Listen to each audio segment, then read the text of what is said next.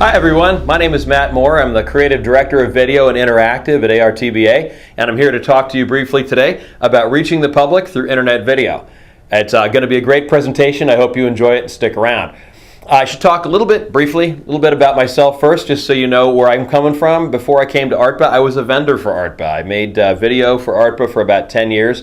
I've been working in the industry as a creative director and producer for 20 years, and my work ranges from local political commercials all the way up to the Super Bowl, as well as doing an awful lot of legislative action stuff. So I have a fundamental understanding of what we're going to talk about today, and let's get started. Okay, so why this presentation at all is probably the first question you're asking. You probably came to this because it's an interesting idea. It's a little different than some of the other presentations, but in the end, who cares, right? Why do you need to communicate with them on the internet or through other forms of video? What do you care about what Joe Sixpack thinks? Well, the reality is Joe Sixpack is paying attention. Your constituents are media savvy people. They're hungry for information, and they're looking for you to reach out to them. They don't necessarily know who the transportation people are, who the officials are that help make sure, plan, execute the road structures around them. But what they do know is that they use those things every day, and they need that information, and they lack it oftentimes. Or the information may be out there, but they don't know how to get it. So it's a great opportunity for you to push that information out to them and make them really happy, satisfied customers, as you were, of the system. So that's why we're doing this. We're going to go ahead and find a couple cool ways to interact with these folks, with your constituents, and find out, what's next for them. So let me start by telling a little story that I call the incredible turnaround, or how one bold VDOT official convinced an entire community they needed to go ahead and be ready for 5 years of gridlock. It's a great story. Many of you belong to community and civic organizations. I do as well. We have the Optimist Club and the Kiwanis Club and Knights of Columbus and all these things. Well, one of the organizations I belong to, about a year ago, we have a regular every other week meeting, and the VDOT official came to meet with us and tell us what was going on. Now, I don't remember his name, but I'll tell you this, that he was brilliant. He really understood community awareness and talking to us. And he came to our meeting, and he came with a big smile on his face. He showed up with a hard hat, believe it or not, with VDOT written on it, and he showed up and he came armed to the teeth with information about something that was happening just north of us that we were all dreading. See, Interstate 66 bumps into US Route 29, and it's a very nasty, congested intersection. It's one of the worst traffic intersections in all of the Washington, D.C. area. It's bad. And he came with a solution and what the big plan was to fix it. And of course, the first thing you think of when you're not tied into transportation, when you're not tied into construction, I'm sorry to say it, but the first thing you think of is, oh no, construction. It's going to make it worse. It's true. It's the first thing we thought. But then this guy shows us on a video projector the most beautiful 3D rendering of what it will look like. And the whole time he's narrating it, and he's telling us, and look at this, you don't have to worry about the train anymore because the train's going underneath here, and you're going to go around here, and all these different roads that are all tapping in, where Linton Hall hits 29 and 66, and all these things. It's just going to be this beautiful, easy to navigate, wonderful thing. And then he went through the timeline, and he explained to us with honest, accurate information what we could expect and when. And he told us who the constructors were and about the green spaces being put in and all kinds of amazing stuff, and we were blown away. And by the end of that 10-minute presentation, we were fans and we were excited about that project. And you know what? It's in construction right now. And every time I see anybody else complaining about it or even thinking about it, I tell them, you would not believe how beautiful this is going to be. And I direct them to VDOT's website to see that rendering for themselves. It left an impact. Now, wouldn't it be great if you could do that?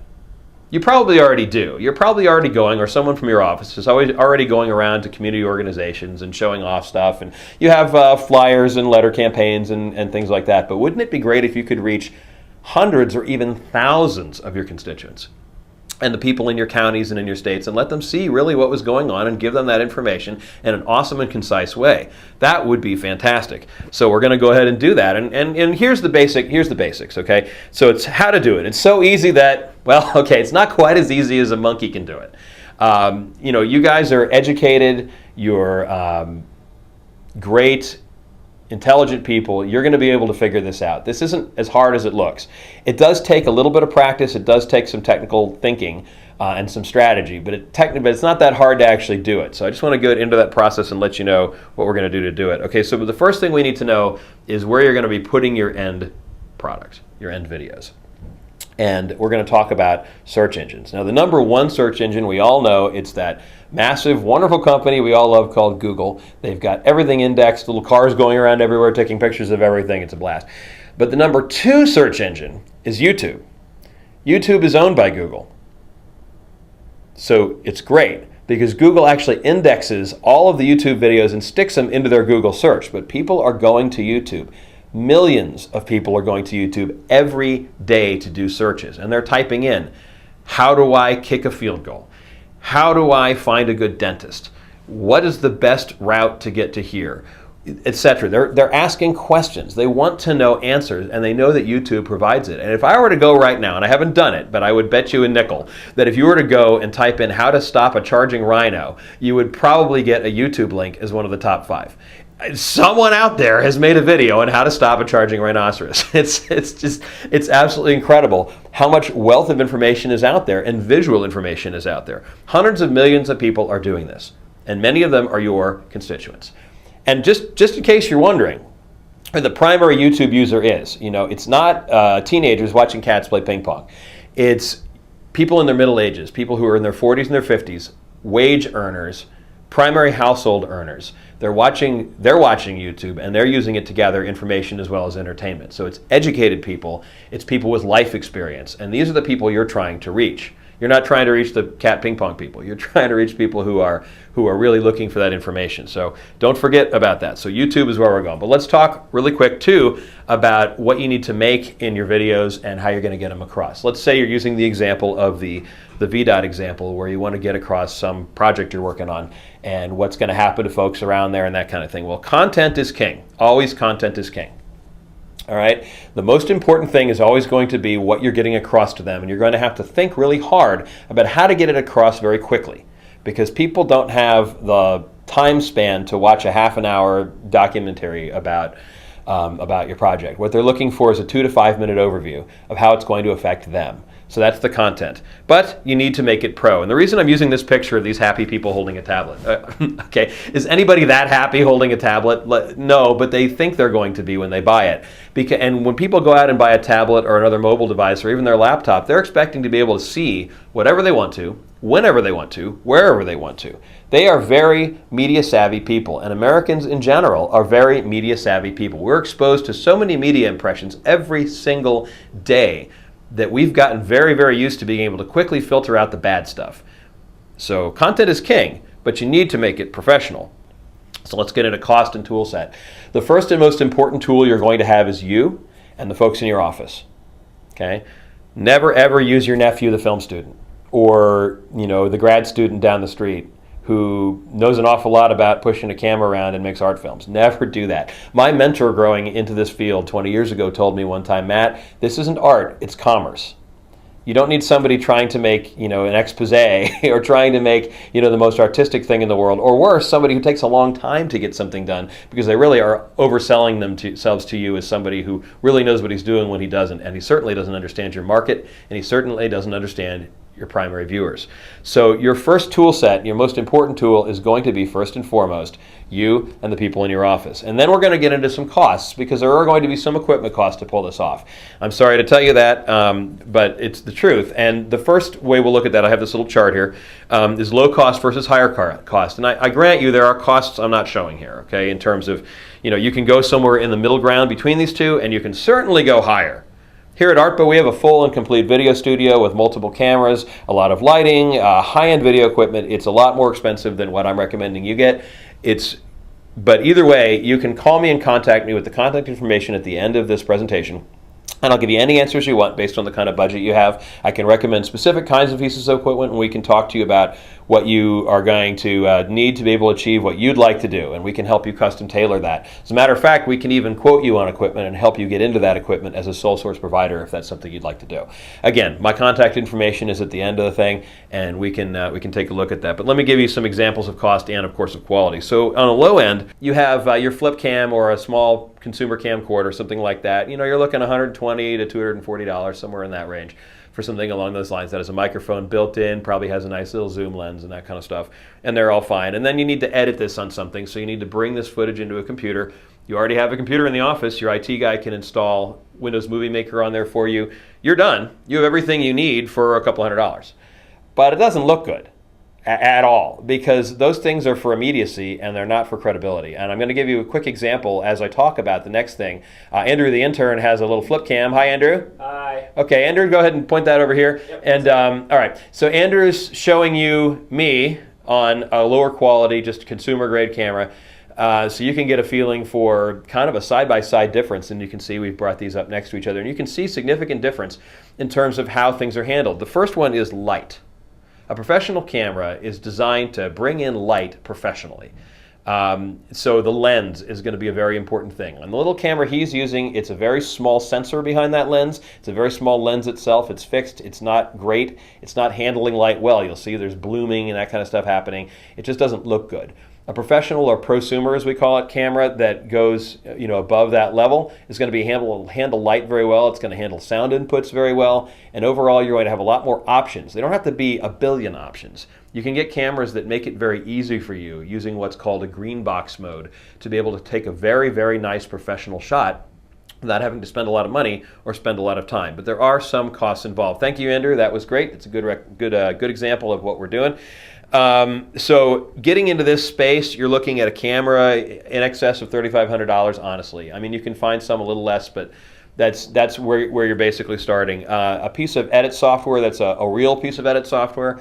Nothing against Windows Movie Maker. It's really, honestly, it's for 8-year-olds to make home movies for their family. It's not what you want to do to get that information out to your constituents. And a dedicated computer that's designed for this.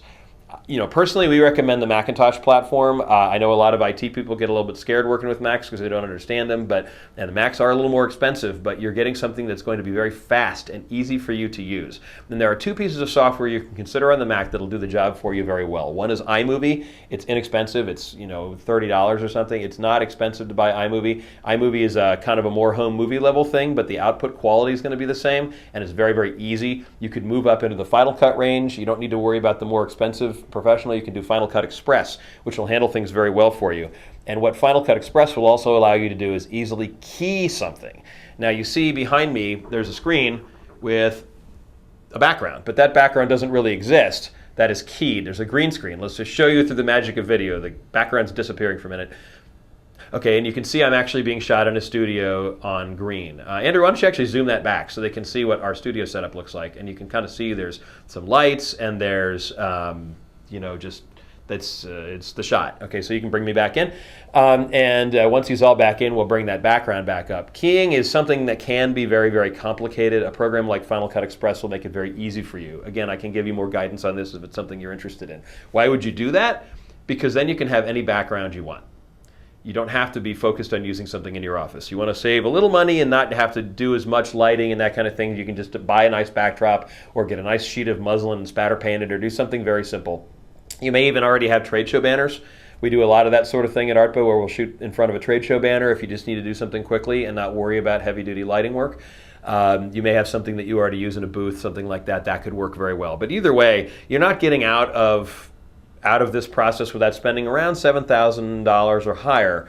That is a budget item. That is expensive. But when you consider what you'll be doing with it, and I'll weigh those costs in a second for you, you'll see that it actually may be a significant cost savings, especially since it's a one-time cost. You won't have to do an upgrade for years. If you take care of your equipment and you do a nice, and you're good with it and you don't overuse it, you could have a good set of video equipment last even up to 10 years if you're careful with it. So it's not a bad cost outlay when you amortize it over time. So let's talk about your next question, which is, well, I could just hire somebody. Well, that's true, you could. And if you're doing one thing, that's probably cost effective, because you can get a good quality video of the kind that I'm referring to, where you demonstrate what's going to be happening in the area and how that impacts people for $2,500 to $3,000. And you're done. But if you want to do more than one of them, suddenly it is not a cost-effective solution. It just isn't. That's where you want to start thinking about getting your own gear. So if you're going to do 1 or 2 videos a year, you may want to consider sending out or finding somebody else in the government center that may have options. If you're in a state government, for example, you may already have a media center you can play with and go and talk to them about all of this. But if you're local, you probably don't have that. There may be a guy who takes a lot of photographs, and maybe he even can push a camera, but it's not going to be the same thing as what you need. So you may want to consider that. So that's important. Of course, do you have the internal resources? That's another thing you'll have to weigh. I'll bet you somewhere in your office there's one person that would love to own this. Usually there is. There's somebody who's looking to be more important, or important is the wrong word, more important around the office, more needed around the office. And you can find somebody in that building that's going to want to be able to take this on and own it and do a great job. So that's just been my experience. All right, so I made the videos. Now what? I made a video about, let's say, Interstate 72, and where it's going, and how this interchange to Interstate 72 is going to change the lives of the constituents and everything about commerce for them. So what do you do? How do you get people to actually watch them? Well, the first thing you need to do after you posted it on YouTube is you're going to need to make sure that those links for YouTube are embedded on your page, on your website. Your IT people can take care of that. It's great because they don't have to worry about serving the video and all that stuff that comes with it. They can just take a link and put it in there, and nobody even knows, and it looks great on your page. So that's the first thing you want to have them do. Next, every single piece of literature, email, or marketing you have go out, you need to make sure that the URL or the link to that website is on that says, check out our videos here, or something along those lines. Also, your YouTube channel. When you go on YouTube and you set up what's called a channel, and whatever the name of your channel is, Iowa Department of Transportation, whatever it may be, you want to make sure that your YouTube channel is on everything that you're sending out and driving people to that. You may have access to email lists to do a launch. That's fantastic if you do through your government center. So whatever you can do to normally get out to your constituents, do the same thing, only make sure that the URLs and the YouTube links are on that everywhere. If you're doing stuff in Facebook and you have good turnaround, get it up in there. Do whatever it takes to get as many eyeballs as possible drawn towards your site. Once they're on YouTube, you need to follow something called SEO, or SEO. That stands for Search Engine Optimization. I know that you start putting a bunch of technical computer words like that together, people start to cringe. But the truth of it is, it's something that you need to have a very, very basic understanding of, and you can spend years studying it. And there are far better resources out there than what I'm going to be able to provide you. If you were to type in SEO or Search Engine Optimization in Google, you'd get about 50 YouTube videos on how to do it right there. And I highly recommend you look that up. It's more important right now that you understand what it is. But basically, at the tail end of it is when you import your stuff into Google and your thing is uploaded and you have your name for your file down there, and we'll talk about naming in a second. Down at the bottom there's a tags or keywords box, and you're going to want to type in every word that has anything to do with what you're doing, up to about 12 words. Any more than that, it's going to get lost in the clutter. But if you put in, say you're talking about I-82, you want I-82 interchange, construction, traffic, anything to do with what's around you that people might search on. The other thing is the name of your videos, and this is very, very important. When people are doing a search, they oftentimes type it in the form of a question. So if you can match that question as well as good as you can, that's going to affect things. If you can have them in the form of a question in your title and it makes sense, do it. So how will the I-82 interchange affect traffic? That's a great title. When will the I-82 interchange be completed, if that's what it's for? Or what do I need to know about construction at the I-82 interchange? Something along those lines, something that's a natural question they're going to type in, because that's how people type in searches. They type in questions. They're treating their computer like a friend and trusted advisor at this point. So that's what you need to do, is name it that way. Okay, in completion, I hope you've enjoyed this presentation. I've given you a lot of information very quickly. Please feel free to contact me at any time. My contact information is coming up on the screen now. You can send me an email. That's the best way to reach me, but you can also call me at any point with any questions you have about this, and I can certainly help you. Here at ARTBA, we can provide a number of services. Our video team can actually make these videos for you if you want to go that route. We can provide you with the tools and equipment if you want to go that route, or we can just give you some advice on what to do next and how to structure them. We're here for you, and we're just happy to have been able to present this to you, and enjoy the rest of your Low Trans Conference.